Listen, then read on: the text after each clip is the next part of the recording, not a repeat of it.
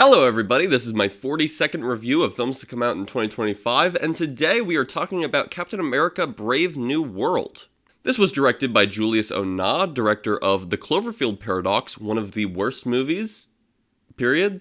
This is a spoiler review, so don't watch this if you don't want spoilers for this movie that came out like half a year ago. And I'm only doing it as a spoiler review because honestly, I don't got much to say about this movie. Would I recommend Captain America Brave New World? No. And keep in mind, even though I watch all of them, I'm not a huge Marvel fan. This movie wasn't really made for me, but with that being said, there are tons of Marvel movies I've enjoyed a hell of a lot more than this one. In this movie, Harrison Ford is president, and Captain America is now Anthony Mackie. He's friends with Carl Lumbly, who is easily the best part of this movie. And also Danny Ramirez is part of this movie, and he's like, I want to be the next Falcon, Cap. And then the movie forgets about that whole aspect until the very end. Carl Lumbly gets framed for trying to kill the president, and that was easily the most intriguing part of the movie until he stops being on screen, and then the movie gets boring again.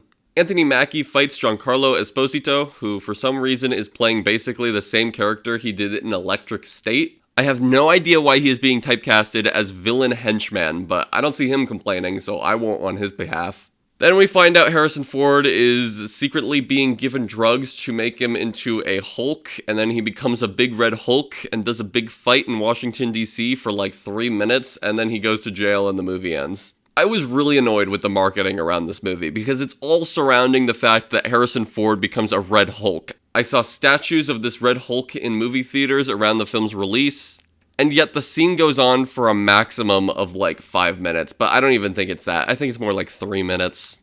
I feel like it would have been a more exciting reveal if it were not spoiled by the marketing, but I think that decision was very understandable because nothing else really happens in this movie. At least not much exciting happens in this movie. The plot is boring, the action and CGI all look really cheap, the whole film has very little personality and style in terms of filmmaking. It feels very early Marvel, like when the color grading was really bland and desaturated and the music was bad and generic. It just feels like another Marvel movie. There's nothing this movie in particular has to offer on its own. Honestly, my favorite parts of this movie were the unintentionally funny moments. There's a lot of poorly delivered dialogue and just unintentionally awkward moments. Harrison Ford gives like an anti-Hulk speech at one point in the movie that was pretty funny to me. Also, when he goes from Hulk to human, like he de-hulks, it made like a wet fart noise, and that was hilarious. This movie stinks. It got worse and worse as it went along. I'm going to give this 1.5 stars out of 5.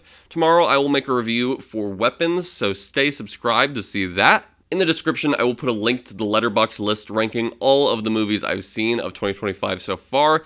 Here is the ranking so far, and way down here is where this movie is placed, and there are the rest of the movies. There should also be a link to the YouTube playlist of all of my 2025 film reviews. You can also find that on my channel page and on the left side of your screen. Thank you for watching. Likes and comments are very much appreciated. They help give me a boost in the algorithm, and that's all I gotta say.